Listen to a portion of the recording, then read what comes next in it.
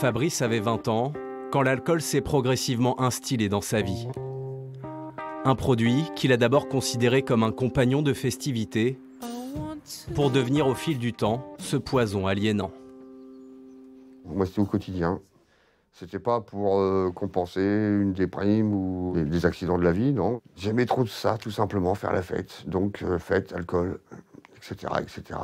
En alcool anisé, j'étais arrivé à 1,5 litre par jour. Plus les consommations au bar.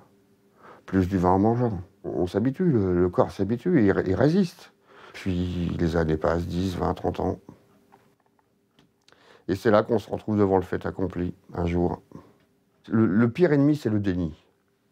Se refuser la vérité. Le fameux « demain, j'arrête ». Puis jusqu'au jour où on s'aperçoit que c'est plus vrai. Finalement, arrêter un mois, c'est pas possible. Quelques jours non plus. C'est difficile de s'avouer ce problème-là qui reste, entre guillemets, une maladie honteuse. On est seul quand même à ce moment-là. Hein. Depuis 2008, Fabrice a connu 6 sevrages et autant de rechutes. Pour s'en sortir durablement, il a poussé les portes du service addictologie de l'hôpital Saint-Julien. Ici, il a trouvé l'aide indispensable d'un staff médical. N'hésitez pas à charger, hein. Au travers de différents ateliers, il renoue avec l'estime de soi et reconstruit son identité. Face à l'addiction, la dépendance aux produits, il va y avoir un moment où en fait, le produit va décider à la place de la personne. Et c'est comme si on avait un effacement de l'être. Donc ici, l'accompagnement que je vais proposer, c'est de rechercher sa propre notion du beau et un peu se retrouver soi-même.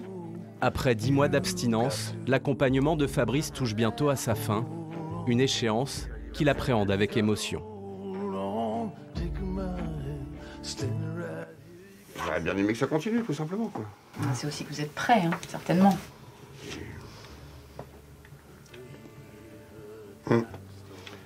On s'attache, hein. C'est ça. Petite bête-là, hein. C'est ça, voilà. Au revoir. Au revoir. Quand on est dans mon cas, il faut absolument réaliser que la façon de vivre, les lieux que l'on fréquente, il y a un moment, ça ne peut plus durer. L'alcool, il y en a partout autour de nous. Partout. Partout. On s'en rend compte, même on vient de passer le moment des fêtes.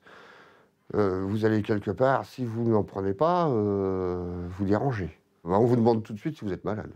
Qu'est-ce qui se passe? C'est un problème. Surtout quand vous êtes connu pour ça. C'est ce qu'on appelle le deuil dans le jargon. Faire son deuil de l'alcool, oui. On enterre quelqu'un. Tellement ça prend de la place dans la vie. Une page se tourne, loin des tentations. Sobre, Fabrice a repris goût au plaisir simple, avec l'espoir de clore définitivement ce long et douloureux chapitre. Il faut plus, quoi. Il faut plus. Donc si ça pouvait être le point final à une longue histoire,